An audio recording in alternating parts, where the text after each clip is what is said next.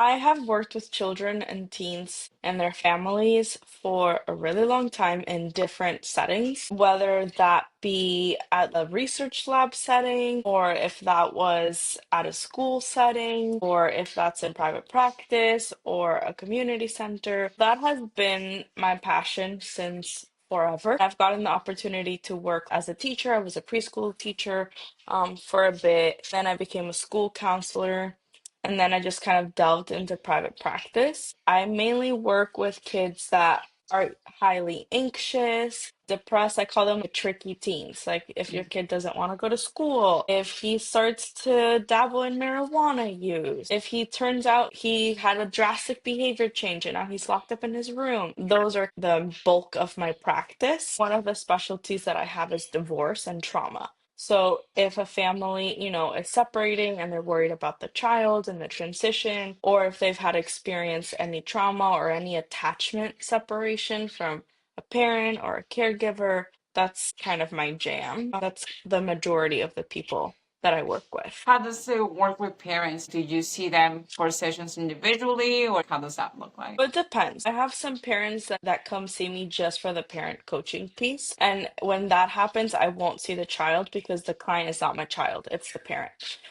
Let's say they don't know how to appropriately parent, they're having trouble with their teen and the teen is rebelling and they want to restructure the rules of their home, or they want to understand why their kid is acting a certain way. That would be more like that parent coaching realm. I'm also trained in the circle of security, so I use a lot of attachment-based interventions to empower parents. That would be a separate thing. I always include parents in my sessions with a teen or a child. It looks different for every case. Like sometimes the kid, maybe they're a junior in high school and they just kind of want to explore ADHD and anxiety with tests. Parents aren't always there, but I do parent sessions. Let's say I meet with the child maybe 4 times, 5 times, and then I'll do a parent session without the child and give feedback of things that I'm noticing could improve in the home. I give parents the tools, resources, and then go from there. Other times, parents come with their child because they want to improve their relationship with their kid. Those are my favorite because what a beautiful gift to give that to your kid. Those are the three ways that parents can be involved, but it really is just on a case by case basis. As an administrator and having had the experience of being in mental health counselor with kids and teens, I have found it was true for me, and it's true for many therapists I have worked with. Dealing with the parents is sometimes harder than dealing with the kids themselves, especially when the parent could swear like, "Oh, it's the kid. Here, fix it. I'm gonna go shopping while you do the session." When you should be going to therapy too, even if it's just to deal with the fact that there's something difficult going at home. What are your thoughts on that? How do you manage parents? Like, what are your words of wisdom for therapists who maybe are starting and they don't know how to manage? Some experience want to take you outside of session too. How do you set those boundaries with them? I get asked all the time by students are like, "Ugh, do I really have to work with the parents too?" And I'm like, yes, if you want to work with children and teens, parents are just part of the deal. That's something that I realized the more that I was in this field. I come from a divorced home as well. So that's why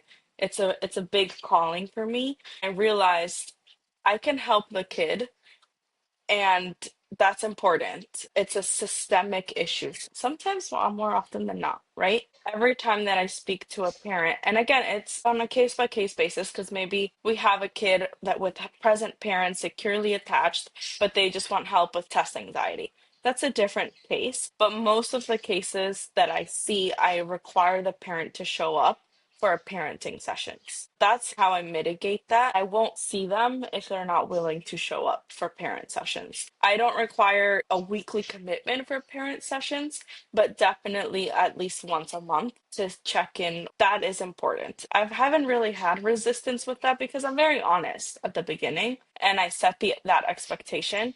And again, the reason why I separate them is because I want to give that kid the opportunity to share what's going on from their perspective and honestly explore, is it safe to bring in another parent into that session with the child? That's another layer of it, and that's why I always start separate. And then once I start almost scaffolding it and bringing together the duo, maybe in the case that I'm thinking of course, I've had cases where the parents are just like, okay, well, you're going to therapy, fix them. And in parent sessions, that gets brought to light. It's a lot of confrontation and honest conversation.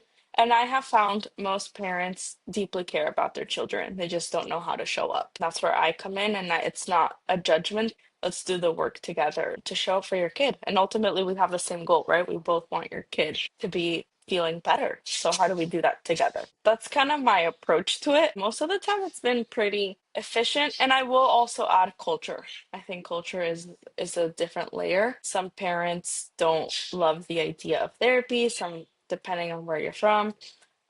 They don't believe in the efficacy of therapy. That also provides an additional hurdle of buy-in in terms of a parent, because their kid might be advocating for therapy and they'll agree, but they don't want to participate. Culture is definitely another layer of complexity in that dynamic. How do you help, especially when it's an older kid, teen? How do you help with protecting like their space or privacy and talking to the parents? I feel like that is another thing I always struggle with, like knowing, okay, yeah, what if I meet with a parent? What am I gonna tell them that doesn't completely erase the fact that this was supposed to be in complete confidence between the client and I? I'm not supposed to be telling the parent any of it.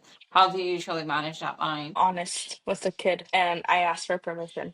That has been the best way that I've learned to handle it, because I think oftentimes, especially when we're talking about a teen or young adult, they're told that the adult knows better. They don't really have a say. It's confusing to be a teen. I remember being confused because my mom, for example, would say, like, "Oh, well, you're old enough. Do this by yourself and be independent." But then when I wanted independence, she'd be like, "No, you're just a kid." It's conflicting messages. I believe in empowering the teenager. So I'll be honest with them and I'll say, "Hey, this is something that we need to bring up together. How do I support you? I'm your ally. I'm in your corner. My job is to advocate for you. How do we do this together?" And I'm always honest. That's also why I dedicate so much time to the bond between me and that team, because they trust me and they know that I'm not going to disclose something that shouldn't be disclosed. Unless, of course, safety reasons, that's a different thing. But I've gotten so good at it that teens sometimes will be like, "By the way, that's something that you can't tell my parents." And I'm like, "Okay." And so I either ask for permission and say, "Hey, is it okay if we bring this up? And if yes, how do we bring it up together, like as a team?" And if they say no, then I respect that. It's a risk from their part, right? It's a risk to trust me. But I feel like the rapport has already been there, that they know that I have their back. And I repeat that every time. I have your back. I'm in your corner. I'm your ally. And my job is to keep you safe. I always add that too, because teenagers sometimes are doing sketchy things. Safety is obviously paramount. What are we looking for? How do we know when to bring them to therapy, or what kind of family dynamic tells us maybe we should look into this? It depends on age group, but to kind of keep it general-ish, I would say you know who your child is. And when there's a shift that you're noticing, like this is not how my kid usually is, that's probably a sign that something is going on. And even before that, and I might get off track, but I'm really passionate about empowering parents to be present. I think parents get overwhelmed and they're like, "Oh my gosh, present, I work full time. How do I show up?" Right? Your child really only needs like 30% of the time with you. That's it. It's really not that much, right? Parents are like, "Really? Only 30?" Yeah, one family dinner where phones and no TVs and we're just present. That's enough. I think you notice more things when you're present with your child. It's hard because we're adults and we have lives and responsibilities, but that's where you notice it the most. And what I have come to realize with the parents that I work with, what they're like, "I didn't notice," whether it was self-harm or they were in their room more often than usual, or they stopped eating, or now they prefer to eat dinner in their rooms. All of these are signs that we can miss. And it's not to blame or judge because we all live busy lives. But I think a lot of those things can be mitigated and early intervention can happen if you're fostering these connections as often as you can. Warning signs, like I said, were isolation. I think that's a big one. Honestly, school refusal has been at an all-time high, and I would get curious about that. Instead of being like, "Too bad you have to go to school, it's important," Let's be curious. Let's sit down. What is going on? A lot of times it comes from high anxiety. Bullying has been a big reason of that too. So, school refusal, isolation, any changes in eating patterns. Am I eating more than usual? Am I eating less than usual? That's another one. And irritability. Teenagers are irritable. I get it, right? I get sassy eyes and screams at my office. But anything that just kind of seems a little bit out of the ordinary, I think is really important. And a shift in like academic performance. Let's say your kid performs genuinely at an A and B level, and now we're dropping to Fs.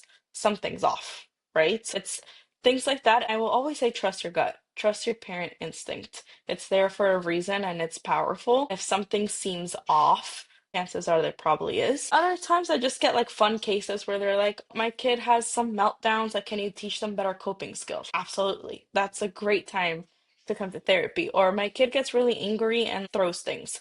Age appropriate, right? Let's say they're 7. Can you teach them better coping strategies? Sounds great, right? It doesn't have to get to that degree. Sometimes parents see me as just like, I want to empower my kid, or I want my kid to be more emotionally literate. Can you help with that? It's different reasons to come to therapy, but definitely the warning zone is very different than just self growth. Parenting can be a lot. Can you talk a bit about parental burnout and what parents can do to manage their own energy so they are able to regulate their emotions and not become part of the storm? What I notice the most is parents don't give themselves enough grace. I always say this because you're a human too. You have a lot of hats, yes, right? You're a mom, you're a dad, whatever it may be, but you're also a person. Society has this narrative and cultures too of like, this is your sole purpose and your sole thing in life. I think there's that burnout piece because I'm so enmeshed with that label or part of my life that I can't separate. And that's what I notice the most. And there's so much guilt around that too, right? Like I can't go to book club because my kid needs me. That enmeshment, that and the pressure that society and our cultures put of like you are this and only this. Part of it is separating those parts, right? And being like, yes, I'm mom and also I actually love cycling and I actually love reading books. And sometimes you have a village of people, whatever that village looks like. Sometimes people have partners or friends or grandparents in the picture. Relying on that village, I think, is super, super important. And acknowledging that you're your own person. And so, yes, you're mom or dad, but you're also your own entity, your own little plant that you need to water yourself. I think it's impossible and really hard to do that because, again, we're wired for it and society really hones it in for us, but challenging that a little bit. And maybe that starts with therapy, right? And coming to speak to a therapist and noticing, hey, who am I? I don't recognize myself. That takes courage. And I think that's a good place to start. Going back to the little things that you like and making time for them and acknowledging that there might be guilt as part of the process. You're unlearning those things. You're still an adult and you're worthy of all those yummy things that you like. And you can also be a good parent. Parents always ask me, well, my kid needs me, or I need to show up for my kid 100%. I'm like, no, you don't. That's also the beauty of it. You actually don't. We only need that 30%, right? And a child only needs one secure relationship. So if your child has a really good relationship with you, but also the gym teacher and also the school counselor, it's amazing, right? You're already providing so much more support, and that goes back to the village. I've read this in so many books in the past of how we didn't used to raise kids as two or one person with 2 kids or 3 kids. We were villagers. We needed a community of people, and we've forgotten that. We've forgotten that it's not just me with my kids, it's supposed to be a village of people. And so that takes off a little bit of the burden on me and maybe the guilt, right? Maybe it's okay that my kid has 2 extracurricular activities. And while that happens, I can just listen to a podcast in the car. That's fine. So it's okay to rely on a village. That's how we were wired to be. I just think we lost that along the way. But it's definitely hard and it takes a lot of awareness and fighting against the status quo of what society tells us parenting is all about. And to conclude, kids want a happy parent and a present parent. That's so much more important than somebody who's going through the motions. If I can go to dinner as a family once a week, That's so much better than you being there on your phone or with an AirPod or coming in and out of the table 5 times a week. Where can I find a little bit more flexibility and presence and grace at the end of the day? Because you're not going to do it perfectly. There's nothing perfect about parenting, but there's ways that you can be a bit more intentional and kind to yourself. A few things that stood out for me: the guilt. Now I don't feel it as much because they're both pretty independent, they're older. But when they're Hmm. younger, why would I go outside my house? It feels so wrong. And then it feels wrong. Like, I know they're alone, and it feels wrong to then leave them to that and go and to just hang out. Not because I need to Hmm.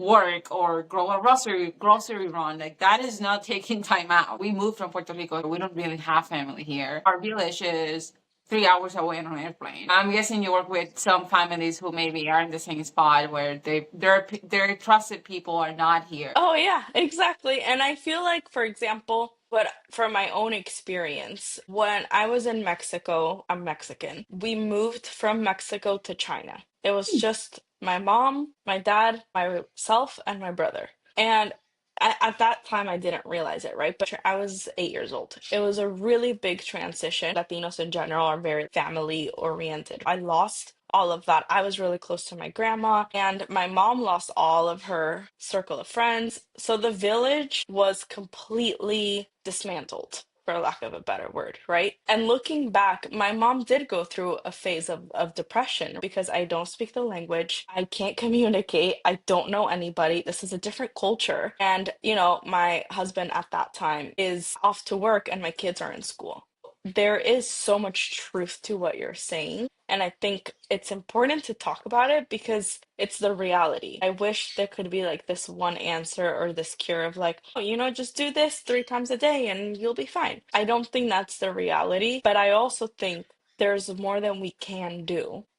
And ways that we can get creative to foster a village. And I think my mom eventually leaned into that when she was ready to do so. She did go through that depression, but then she joined the PTA and she joined like the Latinos in China club. There's ways that we can find village. It might not look like grandma and grandpa, which is devastating, but it can look different. You just have to be a little bit intentional. And like I said, offer yourself grace, right? If you have to go through the depression, I mean, it was a tough transition for my mom. I can imagine. It's okay to struggle and then find the next best thing. It doesn't have to be perfect, but there's space for something that looks different, and family sometimes changes, and that's okay too. It took me 3 to 5 years to cure the homesickness. It took me a while to adjust, especially because I was somebody who was like, oh, I'll never live here. I will never move. This is my home, whatever. Here I am. But it took me a while to adjust. Like, it definitely was a process. But yeah, it's definitely hard. And I do agree that the kids want to see you have fun too. Like, kids don't want a parent who's like bored out of their mind and doesn't want to do anything. My kid celebrates when she sees, like, I get a message or something, oh, you have mom friends. Did you make friends? That's awesome. I love that you say that because even I was talking to a family member just yesterday and they're older. My cousin, he's maybe 21 at this point. But my aunt was struggling because she wanted to go have coffee with somebody, but she was feeling a little anxious. And her son just tells him, you need friends. Go out and socialize. What are you gonna do when I leave the house? We are wired for it, right? A present parent is worth so much more than we realize. And presence comes when we know who we are and we're comfortable in that and we explore ourselves. We can't be present if we don't know. I always say somebody lives in here, and that's what I tell kids all the time. There's somebody in here, and this is your home. It's wonderful when somebody is really living in here and you bring presence. You can't do it every day because like you said, right? Burnout, and also you have a job and you also have other commitments and you wear multiple hats. But when there's somebody in here, if you show up 10, 15 minutes, that's enough. It really is. And I'm not just making that up. The research really backs that. So it's more of like leaning into these moments of connection and presence than having like the perfect family vacation every time. That's not possible. Please go have friends. Please go have fun. Please like have mom friends or dad friends or whatever it may be.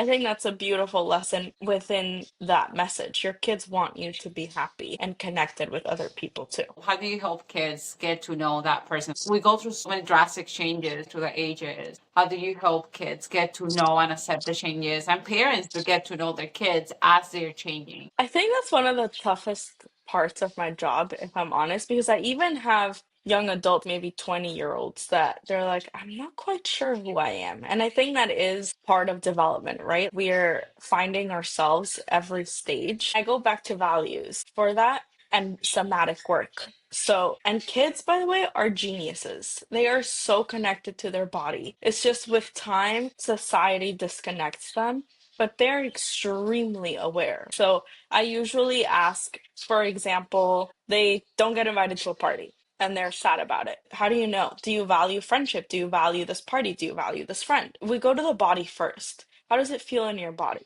And I get everything from icky, yucky, butterflies, buttons, twists and turns, wherever it may be. That's the first step, right? Does it feel good and right? It sounds silly or maybe woo, but kids are in tune to this and they respond very well. So I'll say, how does it feel in your body? Oh, it feels not great, for example, that I didn't get invited. Tell me about it. Where do you feel it in your body? How do you know? And they'll be able to really pinpoint it. And I usually incorporate art or painting or an activity because they need visual cues. The more cues that I can give a kid, the better. And so they're telling me through their experience that didn't feel right or that did feel right. Or if they do something, for example, I had a teenager that did something at school that they weren't proud of. How do you know that you weren't proud of it? It didn't feel right. Okay, so that person knows, right? That person that lives here knows that's not okay. And then I'll incorporate values work from ACT. And I'll say, what do you value? What feels right? And then I'll match it with like 3 green lights, right? If we're gonna do something, my body needs to feel quiet and calm. That's how I know it's a good thing, right? It feels good to me. Does it feel good maybe to the other person? Is this a good choice? Okay, this is another green light. Or am I getting these butterflies and this tightness in my tummy? Oh, that's a red light. That's probably not a good choice. You're incorporating somatic work, and I trust them. I think that they are wise and that they know what is right for them, which sometimes freaks parents out because they say, like, they need me to tell them. I don't think so. I think that if we teach kids from an early age to listen within and their gut and their bodies, they pick up really quick and are able to do so as they grow up. Obviously, teenagers have more impulses and riskier behavior, but I go back to values. How did that feel? I'm never gonna, and I always tell them this, I'm never gonna tell you what's right or wrong. I trust your body to do that for you.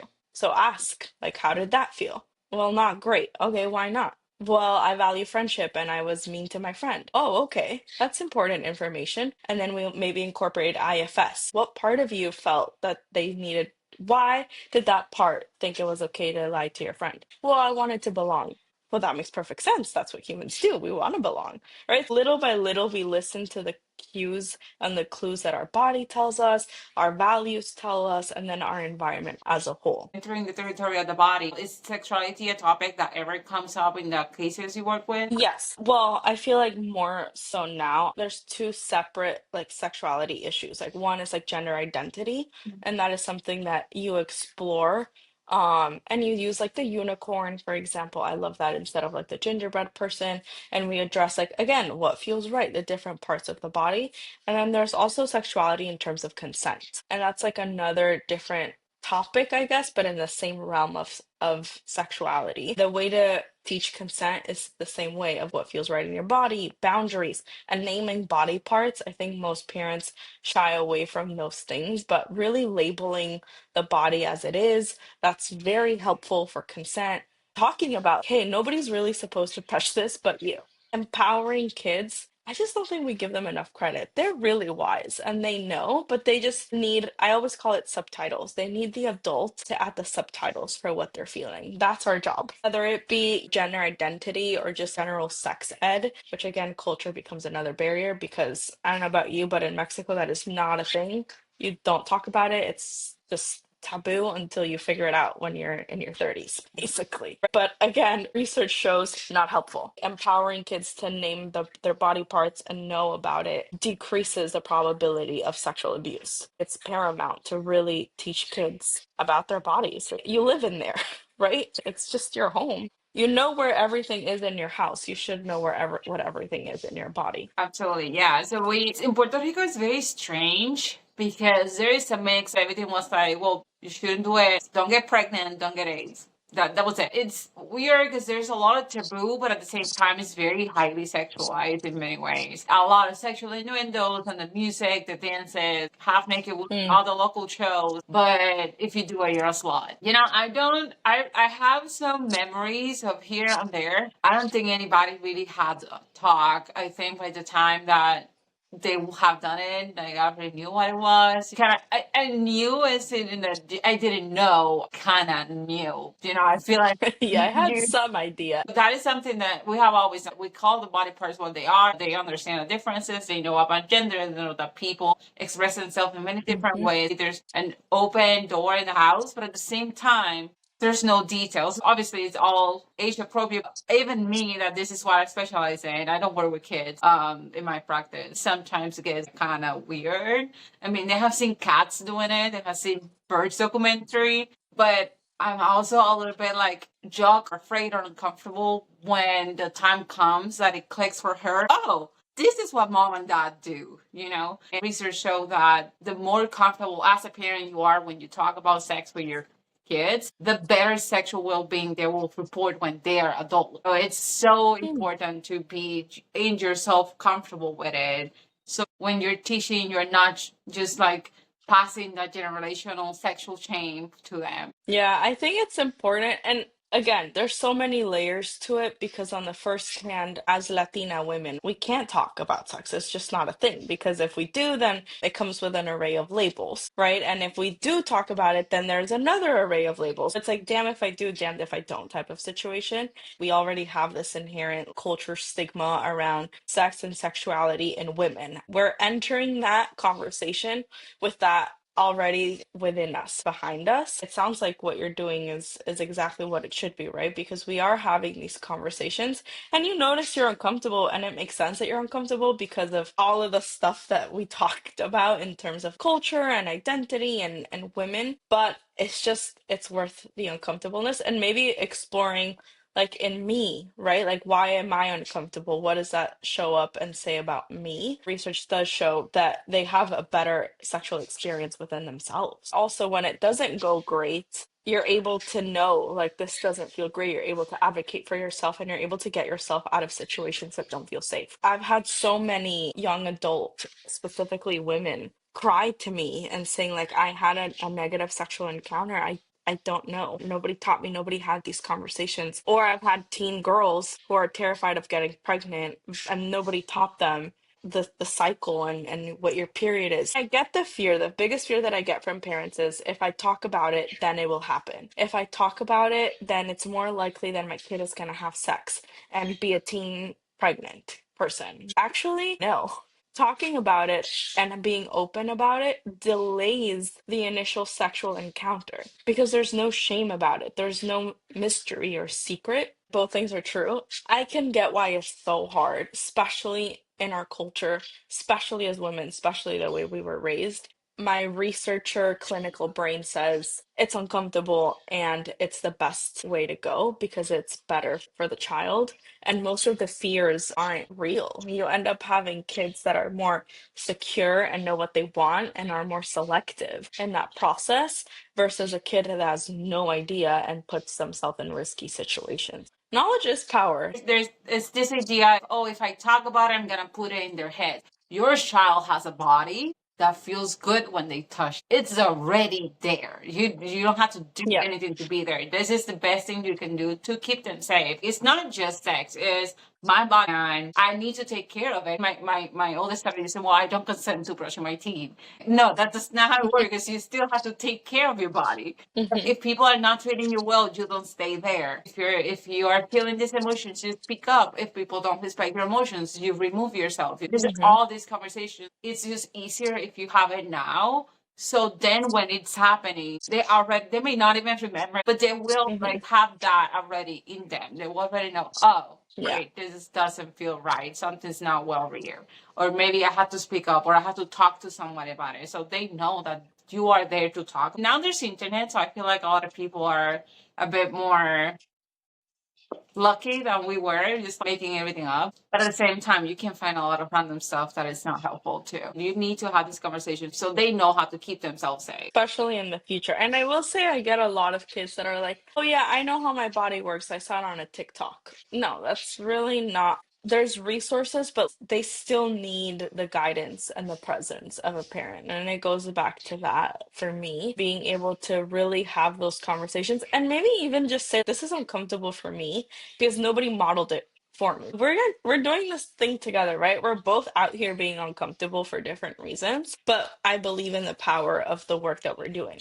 Let's have this uncomfortable conversation. There's a beautiful message in that too. I'm not pretending to be confident and super comfortable in the topic, and I'm being vulnerable, and that allows my child or my client, whatever it may be, permission to also be vulnerable and uncomfortable in that moment. That's a beautiful message in life in general. We can have uncomfortable conversations and be productive and feel safe and still feel seen. That's important for the future and for the present as well. Explain briefly what's the circle of security.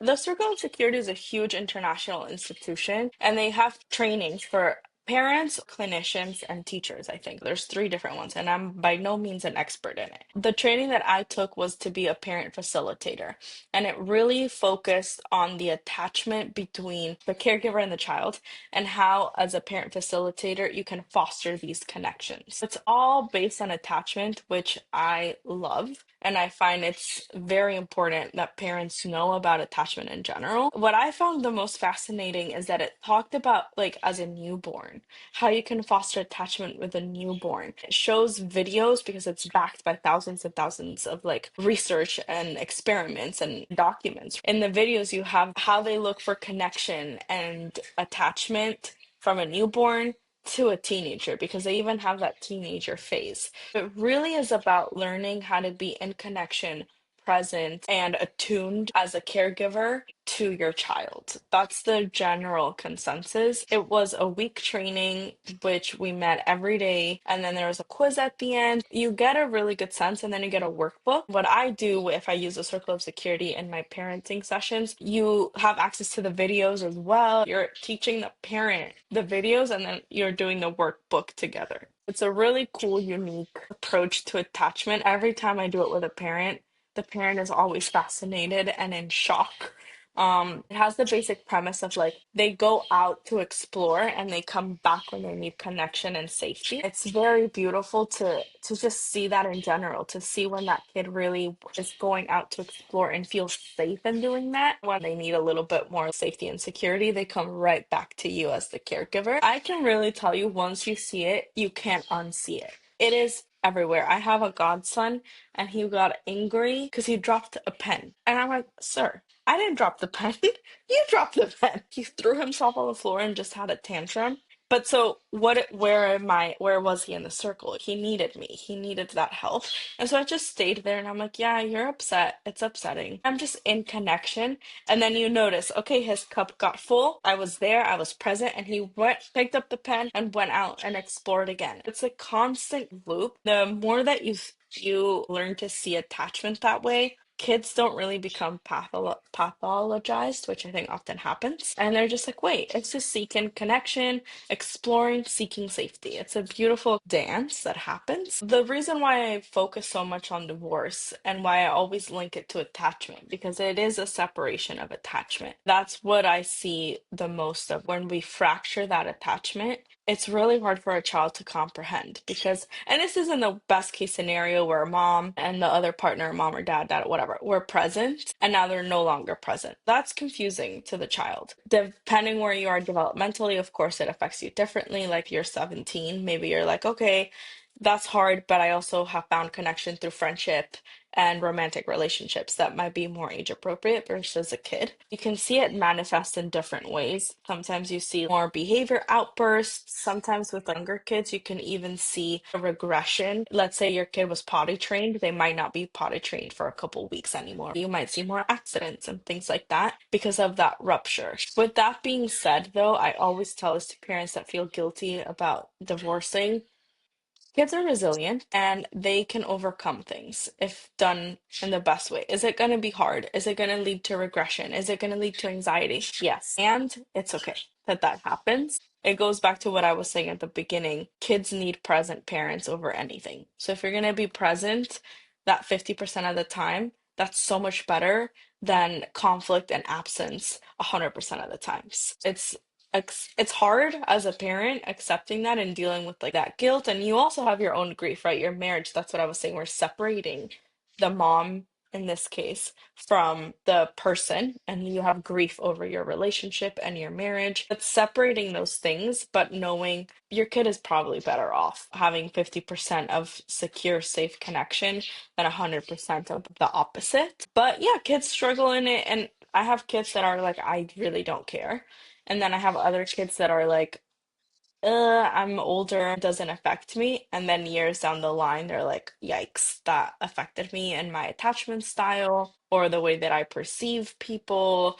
or the way that now I want a relationship, but I'm scared. I show up in that relationship knowing that my blueprint for relationships is broken. So it definitely shows up. I don't think you can just survive a divorce and just be like, oh, that was easy. It always comes at a price, but I think it's okay that it does. And it's just life, and life is messy. It comes with rupture, disappointment, and sadness, and we can't really protect kids from that. Even if you stay together, they're going to be upset, sad, and anxious about something else. Sadly, we can't really keep our kids safe from all that. If there was one thing people would take from you today, what would you want it to be? You're doing the best that you can. That is the most important thing. As we're talking in terms of parents and children and bringing up the next generation, if you show up, you're doing the best that you can. You shouldn't be so hard on you. Try to not be so hard on yourself, but that if you need help, there's people that love this, like you and I, and we're more than happy to help if needed. But you're doing okay, and you're doing the best that you can. Thank you so much for being here today. I love that your main tip will be the same thing that I would tell a couple. A ritual connection that you can count that you're gonna connect. Something that you can do reliably, that you can check in, be here now. Doesn't have to be eye contact if you don't love eye contact, but body to body. We need bodies near us. We need that warmth. We need actual person here. And if you are on a TV, if you're gonna watch a movie, yeah, sure, make it a family movie. But if you're on your phone, you're not gonna notice the changes in their face, in their bodies, in their tone of voice. You're not present because you're dividing your attention elsewhere. Multitasking is made up. We don't multitask. We Yeah. switch tasks rapidly. So how can people find you? My private practice is called Rising Stronger Counseling. My website is risingstrongercounseling.com. My Instagram is Rising Stronger Counseling. So that's probably your best bet to reach me. I'm always happy to help. Sometimes parents just are like, I just have a quick question. The bigger purpose that I have is, how do we raise more securely attached kids in whatever capacity that may be? If I can be of help, I'm more than happy to do so. I really appreciate you offering this platform. I think it's so important because I saw that you have various different topics. That's very powerful. Thank you, thank you. Yeah, and I go to YouTube University frequently, but I think it's important to have people be local providers so you can go and say, I heard you saying this, but this is my specific case that is unique. And, Hmm. it's different than just listening to a rando that can never know your story and actually see your body language and be there with you as you change. Absolutely. It's very powerful that you're offering this. I'm glad that I was able to be a part of it.